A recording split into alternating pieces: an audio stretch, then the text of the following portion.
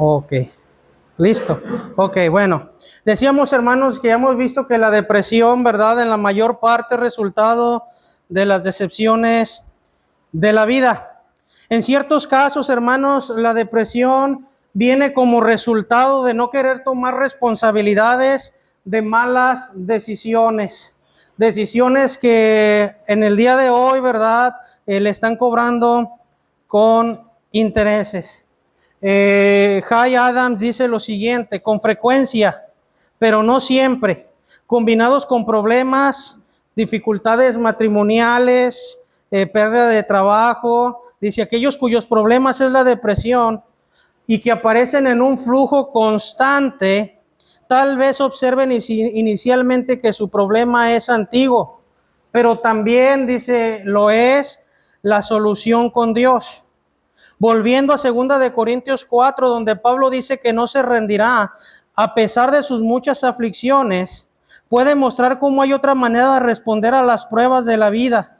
Debido a su mayor amor y gratitud hacia Dios, Pablo sigue adelante, por lo cual teniendo, dice, nosotros este ministerio según la misericordia que hemos recibido, no desmayamos. ¿Cómo lo hizo? Se negó a sentir sus sentimientos que debieron burlarse de él diciendo, ¿de qué sirve que sirvas a Dios? Así como el depresivo. Pero él continuó cumpliendo con sus responsabilidades ante Dios. Al servirle fielmente encontró la respuesta.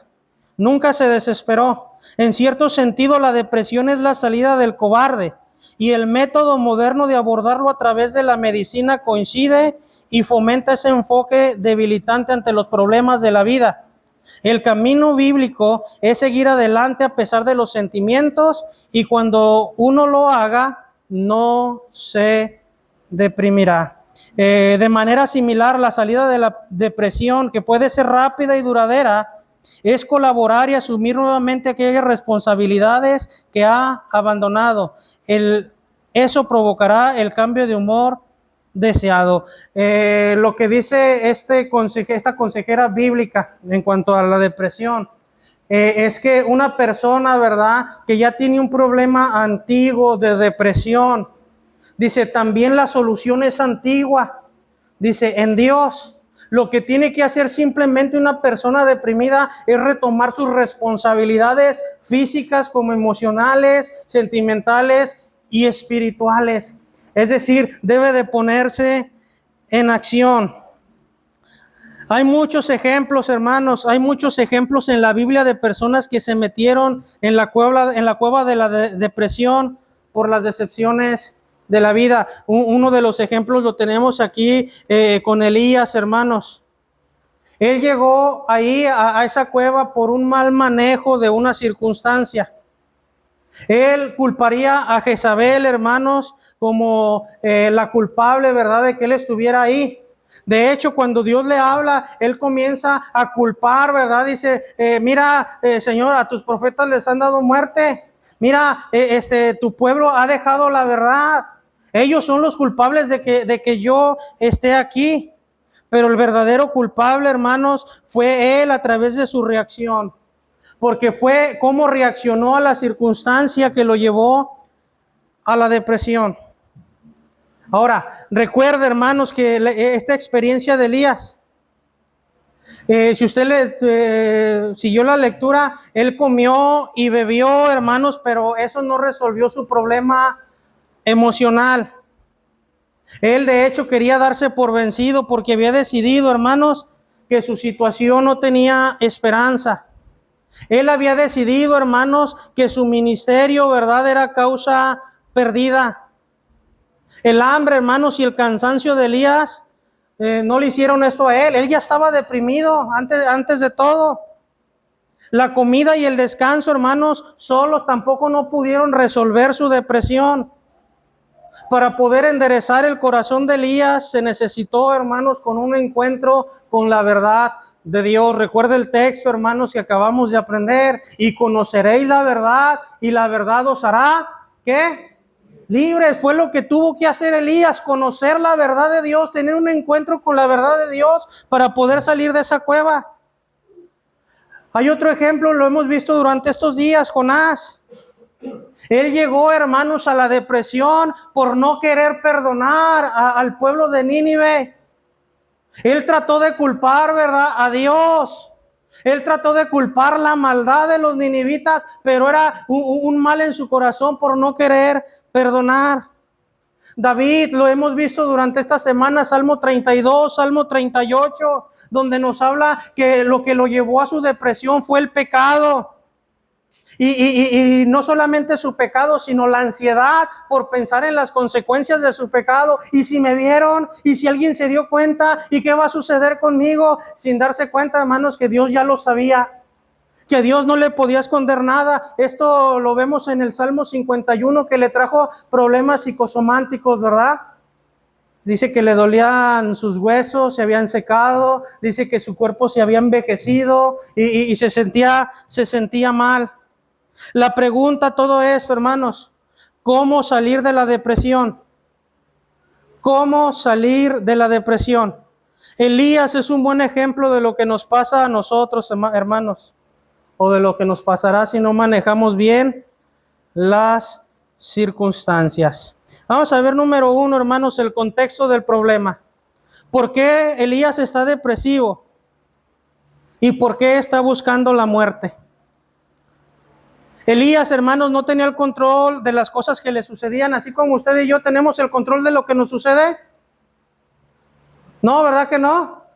Un accidente puede ocurrir en cualquier momento, ¿sí o no? Algo malo nos puede ocurrir y ¿tenemos control de eso? No, ¿verdad? Pero sí tenemos el control, hermanos. Tenemos el control de cómo reaccionamos a ellos. Ahora, mire, vamos a ver reacciones antibíblicas a las circunstancias de la vida, porque estas son una causa de la depresión. Reacciones antibíblicas. Vemos una decisión personal. Mire, capítulo 18, versículo 46. Capítulo 18, versículo 46.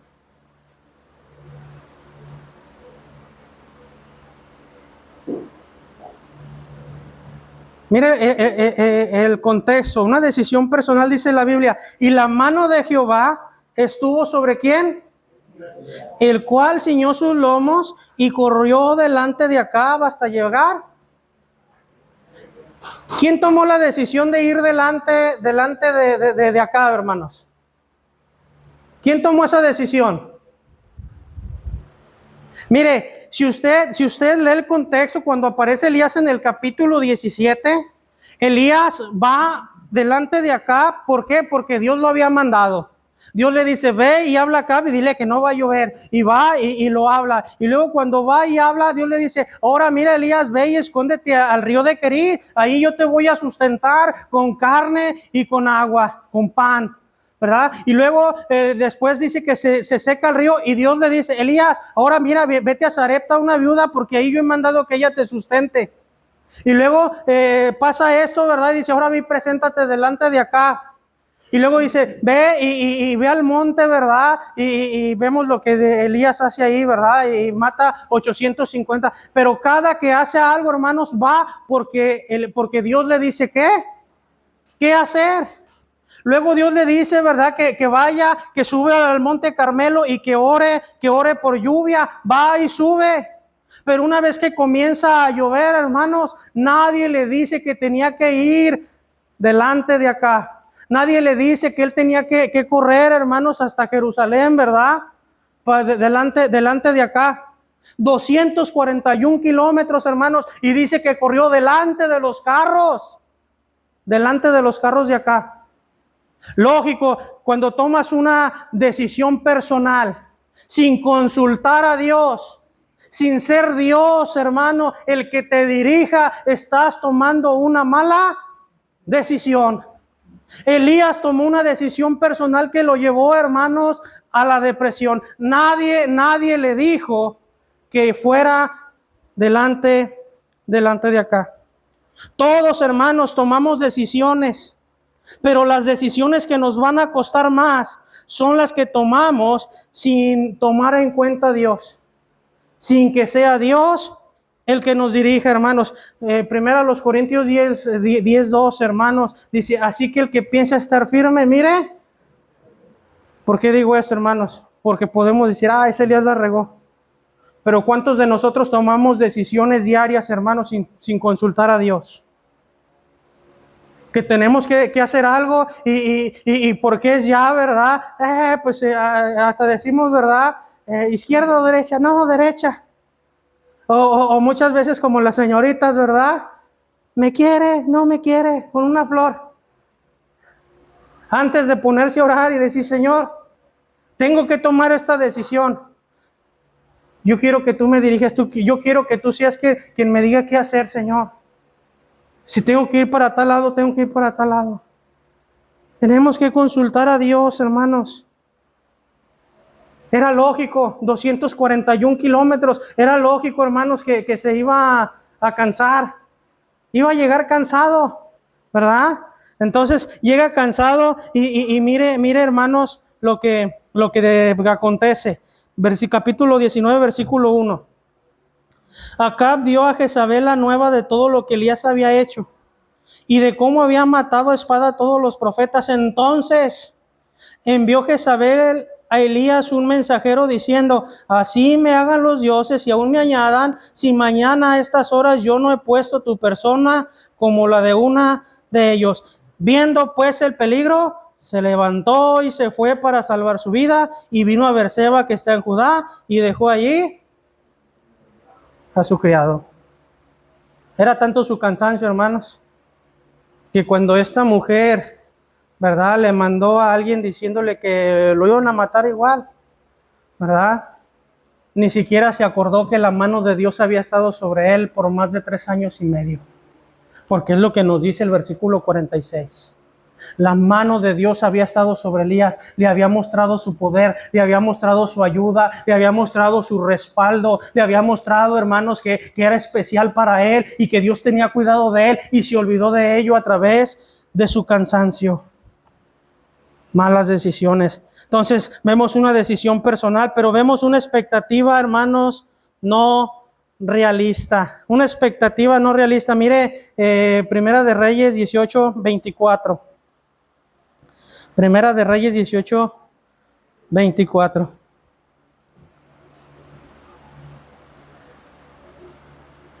Dice, invocad luego vosotros el nombre de vuestro Dios, y yo invocaré el nombre de Jehová, y el Dios que respondiere por medio de fuego, ese sea Dios. Y todo el pueblo respondió diciendo, bien dicho.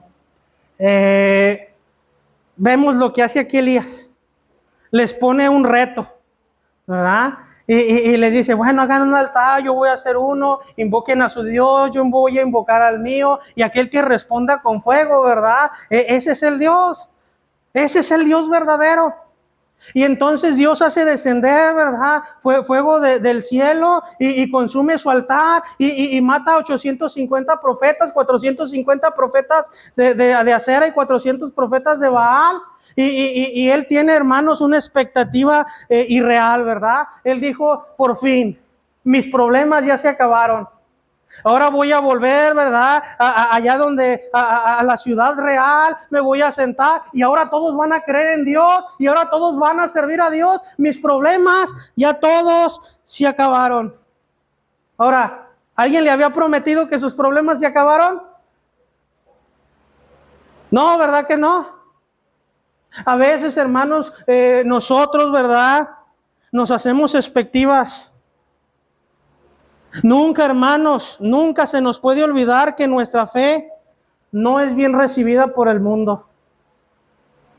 Nuestra fe, mire, usted háblele a una persona, ¿verdad?, de su fe y se van a burlar de usted. Le van a decir, ya eres hermanito. No, ni me vengas a hablar, ¿verdad?, de tu Dios. Es lo que la gente va a hacer. Miren Juan, no pierda ahí Primera de Reyes. Mire Juan, capítulo 15. Juan 15.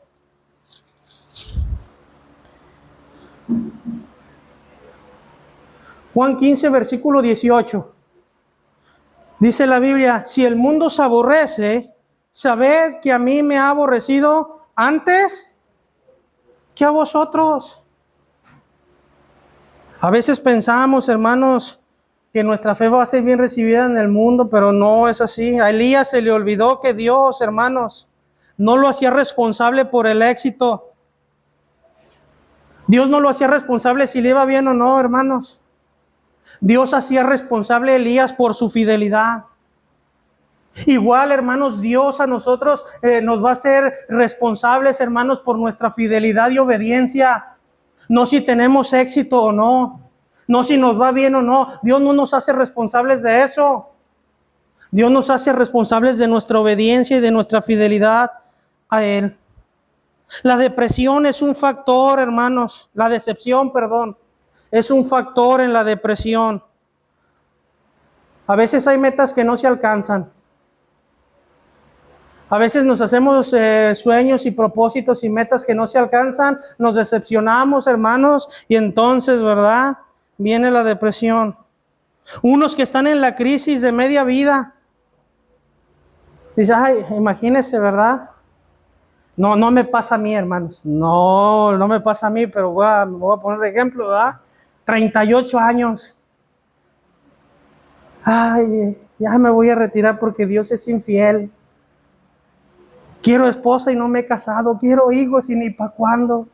Se me hace que Dios nomás no quiere nada conmigo, ¿verdad? Y me voy y me meto en depresión. ¿Por qué? Porque mis expectativas, y como no veo una respuesta de Dios, ¿verdad? Y entonces, pues ya me decepcioné de Dios, me decepcioné de servir a Dios. Y ahí voy, hermanos.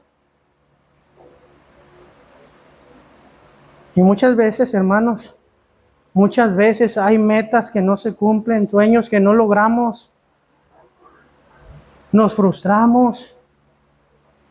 Y viene una decepción. Gente que dice, hermanos, desde que empecé a ir a la iglesia, todo me va mal. Como si Dios les hubiera prometido que el ser creyente, que el venir a la iglesia, les iba a solucionar la vida y les iba a solucionar los problemas. ¿Jesús prometió eso, hermanos? Claro que no. Muchos se decepcionan con un trabajo, un problema en casa, y entonces, hermanos, viene un colapso y es otra respuesta, un colapso emocional por temor. Un colapso emocional por temor. Mire, vuelva Elías a Primera de Reyes 19. Primera de Reyes 19. Versículo 3. Viendo pues el peligro, se levantó y se fue para salvar su vida y vino a Beerseba, que está en Judá, y dejó allí su criado. Su temor de Elías, hermanos, no tenía excusa. Qué raro que muchas veces, hermanos, tenemos temor sin excusa o sin razón alguna. La semana antepasada les hablaba de los dos ejemplos, ¿verdad? De los discípulos en la barca.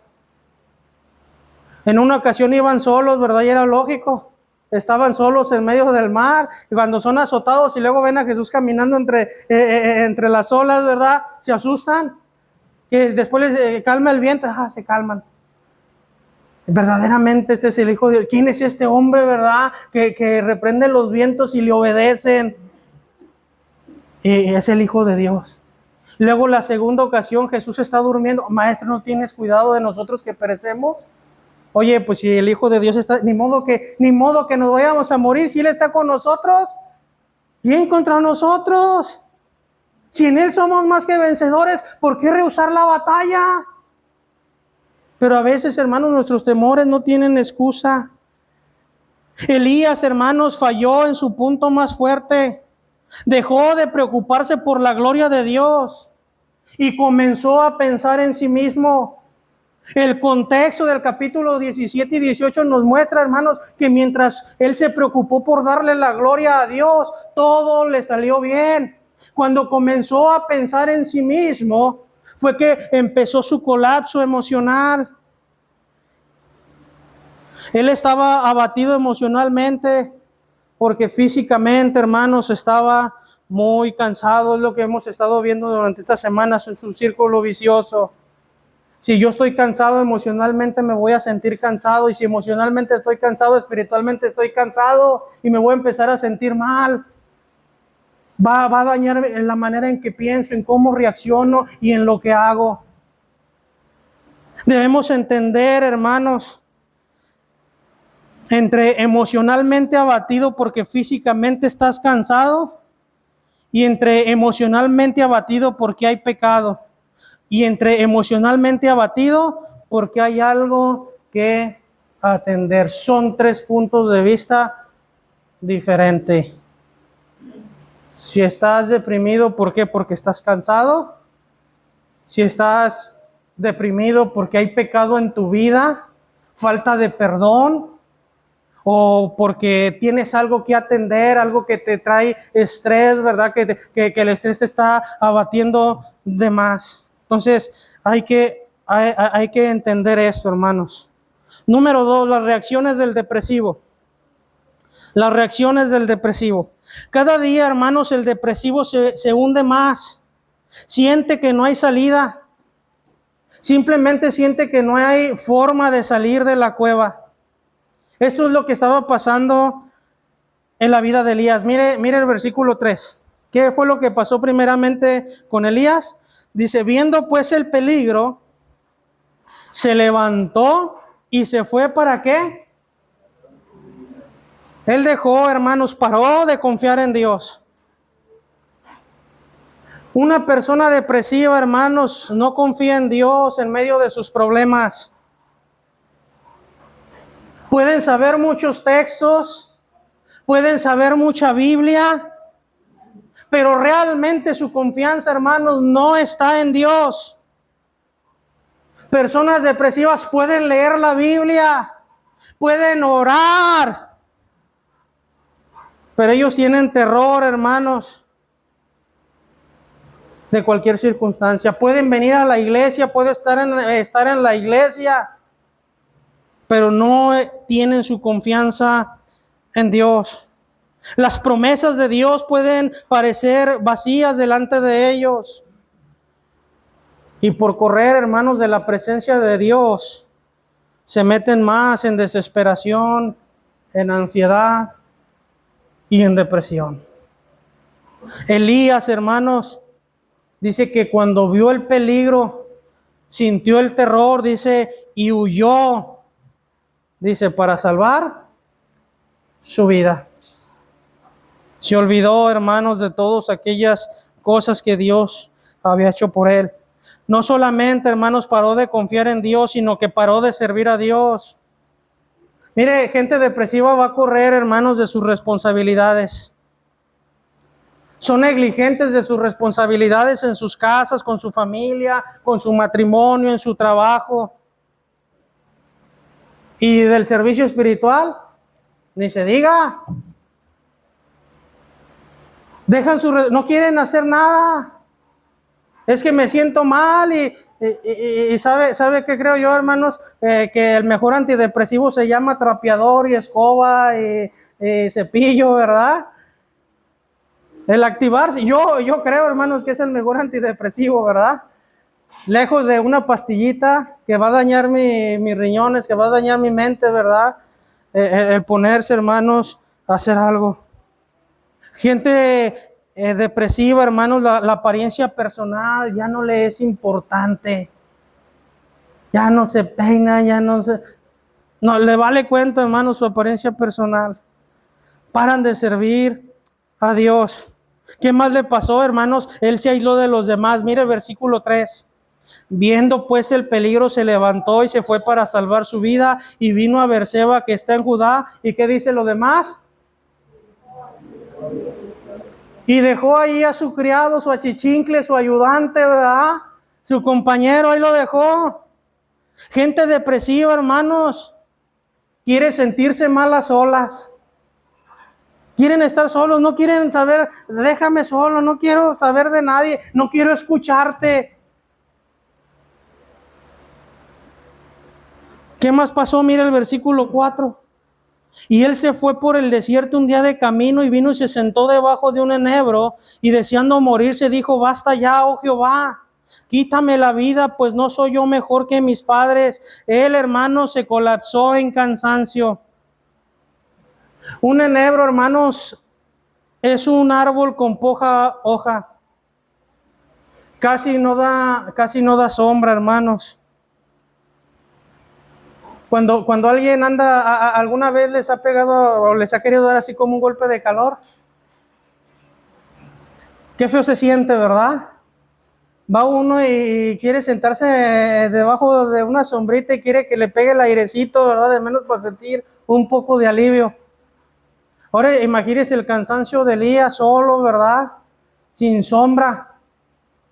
Fue, hermanos, mire, qué feo que él fue, hermanos, ¿verdad? Y fue a pegarse a un árbol sin sombra cuando tenía a alguien que le daba mejor sombra. La sombra del Omnipotente. Una sombra que da frescura. Una sombra que en tiempo de frío da calor, que da seguridad. Fue debajo de un árbol, hermanos, que no da nada de sombra. Ahora, mire, versículo 6, el ángel sabía lo que él necesitaba. Dice el versículo 5, y echándose debajo del enebro se quedó dormido, y aquí luego un ángel le tocó y le dijo, levántate, come. Entonces él miró y aquí su cabecera una torta cocida sobre las ascuas y una vasija de agua, y comió y bebió y volvió a dormirse. ¿Qué es lo que él necesitaba, hermanos? Descanso y comida. Ahora, ¿esto le quitó su depresión? No, pero en ese momento él necesitaba comer, necesitaba descansar. ¿Sí? Ahora, cuando hace esto, él va, hermanos, y se mete a una cueva. ¿Por qué? Porque estaba revestido, hermanos, en lástima propia. Mire versículo 9. Versículo 9. Le echa la culpa a Israel ahí, mire lo que dice, y así se metió en una cueva donde pasó la noche, y vino a él palabra de Jehová, el cual le dijo, ¿qué haces aquí, Elías? Él respondió, he sentido un vivo celo por Jehová, Dios de los ejércitos, porque los hijos de Israel han dejado tu pacto, han derribado tus altares, han matado a espada a tus profetas, y solo he quedado yo, y me buscan para quitarme la vida. Estaba revestido en lástima propia, hermanos. Pobrecito de mí. El culpable es Israel. Mira, ellos han pecado contra ti. Ellos son los responsables de lo que me está pasando. Y en realidad era el pueblo culpable, hermanos. El que había reaccionado mal era él. El responsable era él.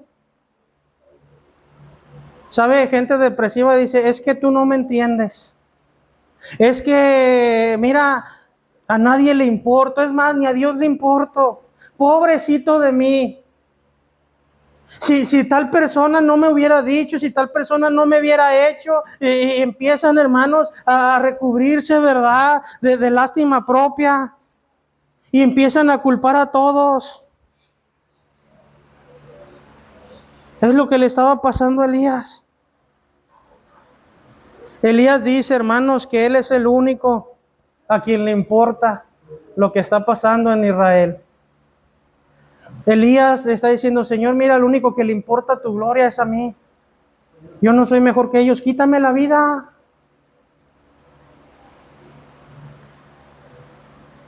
Número 3, hermanos, ¿cómo tener victoria sobre la depresión?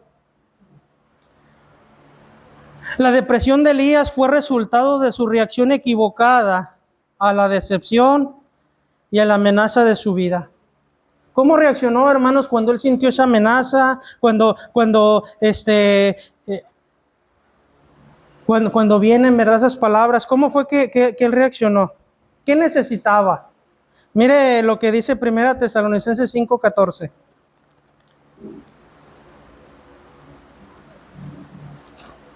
Primera Tesalonicenses 5:14.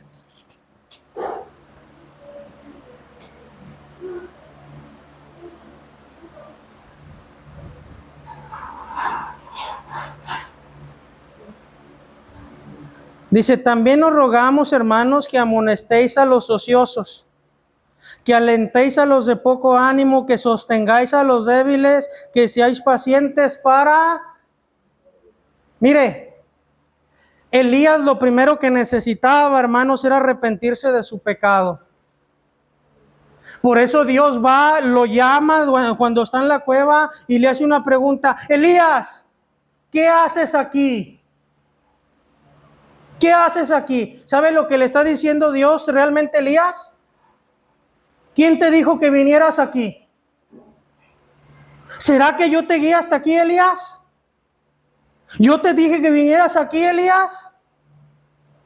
¿Quién te dijo que tenías que correr hasta donde estaba la reina? ¿Quién te dijo que corrieras a Judá? ¿Qué haces aquí, Elías?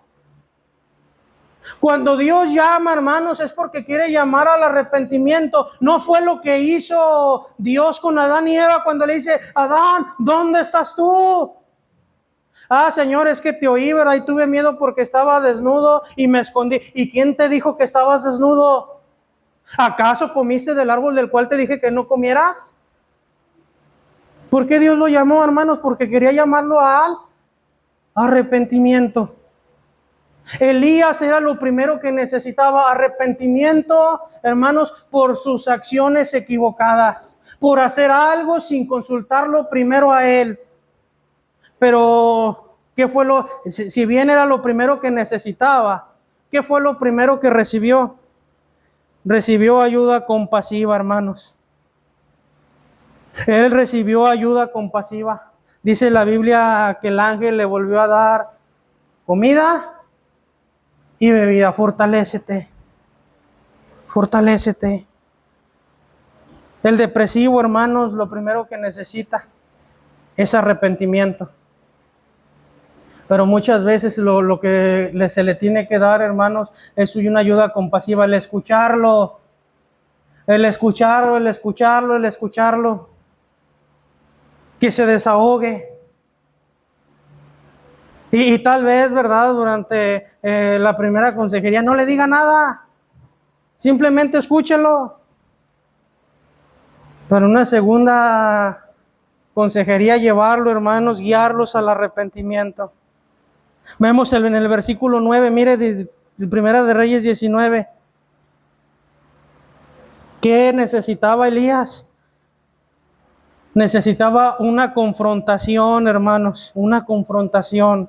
Y allí se metió en una cueva donde pasó la noche y vino a él palabra de Jehová, el cual le dijo: ¿qué haces aquí, Elías? ¿Cómo es que llegaste hasta aquí?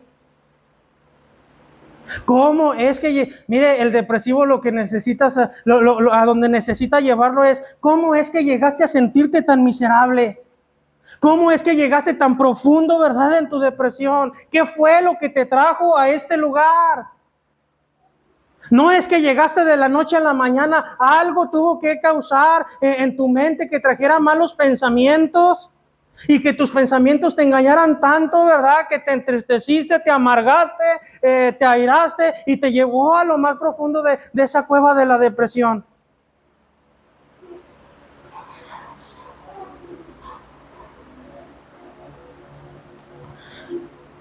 Para que exista una salida, hermanos, de su cueva, tiene que recibir una confrontación con la meta de que esto lo lleve al arrepentimiento. Proverbios 28:13 dice: el que confiesa sus pecados y se aparta alcanzará, mas el que los encubre, ¿qué dice? No prosperará. No prosperará. El encubrimiento, hermanos, de las transgresiones conlleva miseria, derrota y ruina.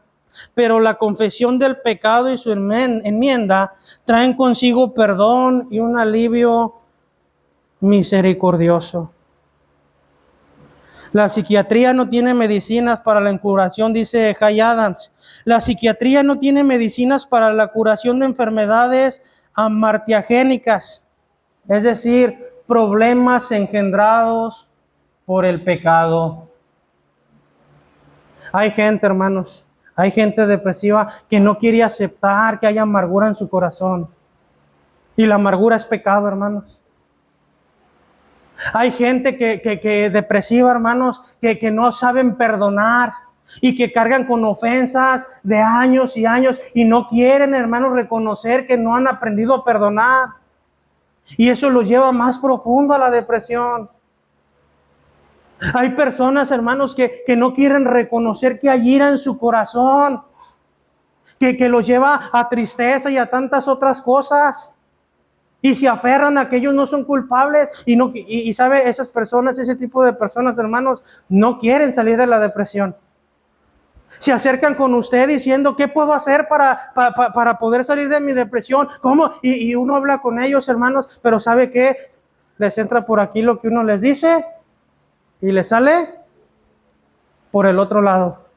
Porque solamente quieren aliviar el dolor de su depresión, pero no quieren, hermanos, no quieren realmente arrepentirse. Mire el desafío a Elías. ¿Cuáles eran los desafíos que tenía Elías? Mire versículo 11, hermanos. Versículo 11. Dice, él le dijo, sal fuera y ponte en el monte delante de Jehová. Y aquí Jehová que pasaba, y un grande y poderoso viento que rompía los montes y quebraba las peñas delante de Jehová, pero Jehová no estaba en el viento, y tras el viento un terremoto, pero Jehová no estaba en el terremoto, y tras el terremoto un fuego, pero Jehová no estaba en el fuego, y tras el fuego un silbo apacible y delicado. El desafío que tenía Elías era de salir de la cueva. Al tratar con una persona depresiva, hermanos, su meta debe ser ayudarla a moverse. Elías, hermanos, no quiso moverse.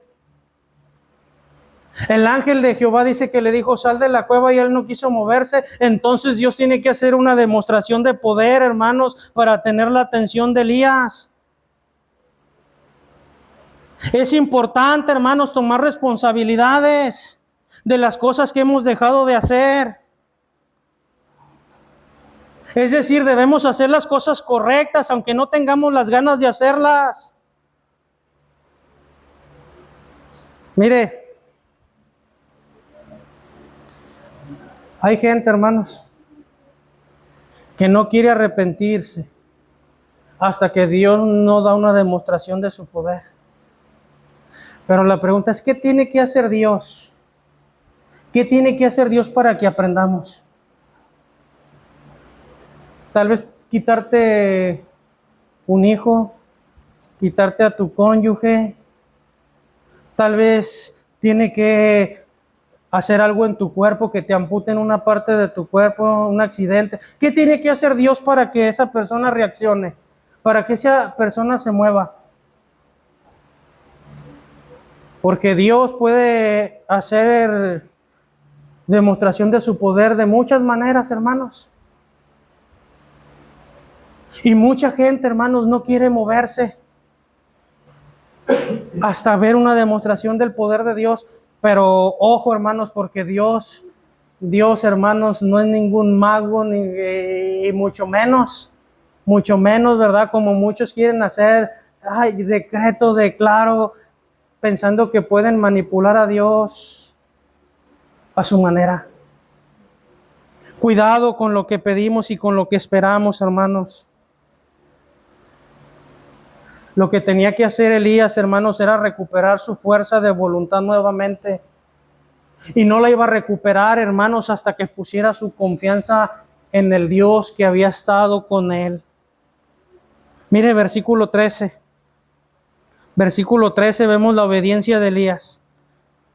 Y cuando le oyó Elías, cubrió su rostro con su manto y salió y se puso a la puerta de la cueva. Y aquí vino a él una voz diciendo, ¿qué haces aquí, Elías? ¿Cómo recuperar, hermanos, la libertad de la depresión? Se necesita obediencia. Elías tuvo que obedecer. ¿Qué es lo que Dios tiene que usar para que tú salgas de tu cueva? Tal vez algo que tú pensabas que no podía doler más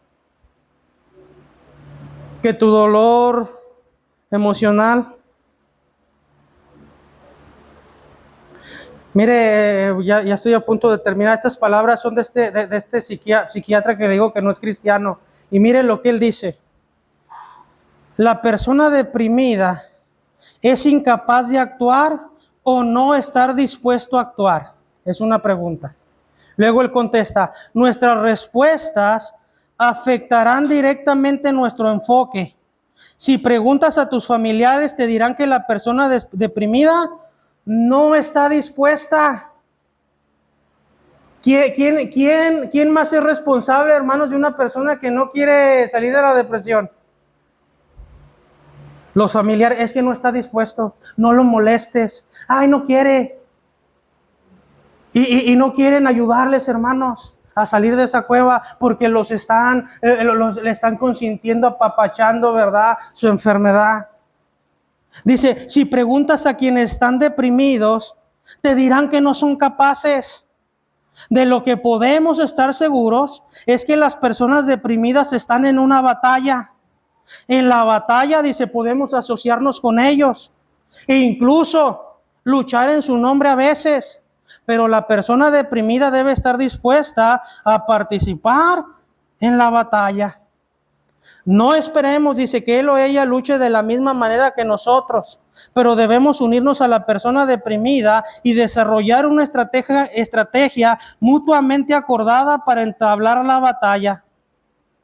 Es decir, hermano, mire, si usted está tratando de ayudar a una persona deprimida, lo mejor que puede hacer es animarla. Lo mejor que puede hacer es, ¿sabes qué? Vente, levántate, vente a ayudarme, platicar con esa persona. Oye, mira, ¿por qué no vas y tomas el sol un rato? Para que absorbas la vitamina D, ¿verdad? Del sol un rato. Vete a caminar. Usted es parte de esa batalla. No debemos encubrir, hermanos. No debemos apapachar por ese pecado, ¿verdad? Porque se estaría haciendo parte de él. Es un lugar, hermanos, para conseguir su participación. Muchos no creen que puedan mejorar. La mayor parte de los depresivos, dice este hombre, tienen una creencia que los ha llevado a la depresión. Dice, y son muy leales a esa creencia. Es que yo estoy aquí por eso y de ahí no me mueves. Digas lo que digas, de ahí no me mueves. Yo creo que nadie me puede ayudar a salir de esta depresión y me digas lo que me digas, me des la medicina. Yo no voy a salir de esta depresión. ¿Ya para qué hago las cosas? Y es ahí, hermanos, donde entramos usted y yo. Muchos depresivos, dicen que sí quieren mejorar, pero muéstrales una salida y cada salida la rechazan. Si tú quieres salir, hermano, si tú quieres salir de la depresión, puedes hacerlo. Pero si tú quieres, hermano, seguir ahí sufriendo, también puedes hacerlo. Pero si quieres salir de la depresión, ¿sabes? Hoy puedes, no salir hoy, pero hoy puedes comenzar a hacerlo. Porque imagínate una depresión que tiene meses, años, y querés salir en un día. No se puede. Se necesita lucha, se necesita esfuerzo, se necesita constancia y sobre todo confianza en la ayuda de Dios. Tú puedes salir, pero también puedes quedarte ahí si tú quieres. Oramos. Señor y Dios, gracias por tu palabra. Gracias, Señor, por este tiempo. Rogamos, Señor, que tú seas con nosotros. Y, Señor, tú conoces cada corazón aquí presente. Y tú conoces, Señor, que todos en algún momento pasamos por algún lapso de depresión. Ya sea por cosas emocionales, ya sea por situaciones físicas, o ya sea, Señor, por un mal manejo de las circunstancias. De cualquier modo, Señor, tu palabra nos enseña que tú estás siempre ahí presente y que tú puedes ayudarnos, mi Dios, a lidiar con los problemas. Que tú puedes ayudarnos, Señor, a manejarlos de una mejor manera. Pero todo dependerá, Señor, de la manera que reaccionamos. Y también si hay obediencia o no, Señor, a tu palabra, a tu guía y a tu dirección. Ruego, Señor, que tú que conoces cómo venimos cada uno de nosotros, ruego que tú obres en nuestro corazón, nuestra mente, Señor, que quebrantes nuestra voluntad y nos lleves, Señor, a un arrepentimiento genuino delante de ti, de tal manera, Señor, que podamos hoy tomar la decisión de comenzar a salir de esa cueva, un paso a la vez, Señor.